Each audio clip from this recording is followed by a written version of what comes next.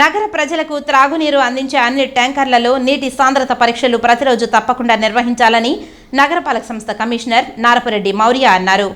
గురువారం సాయంత్రం మంగళం వద్ద నగరపాలక సంస్థ ఆధ్వర్యంలో నిర్వహిస్తున్న ఫిల్టర్ హౌస్ను ఇంజనీరింగ్ అధికారులతో కలిసి పరిశీలించారు. నీరు ఎలా ఫిల్టర్ చేస్తున్నారు, ఎన్ని రకాల పరీక్షలు చేస్తున్నారు అని అడిగి తెలుసుకున్నారు. ఈ సందర్భంగా కమిషనర్ మాట్లాడుతూ ప్రజలకు స్వచ్ఛమైన, సురక్షితమైన నీరు అందించాలని అన్నారు. ఇందుకోసం అన్ని రకాల నీటి సాంద్రత పరీక్షలు నిర్వహించాలని అన్నారు.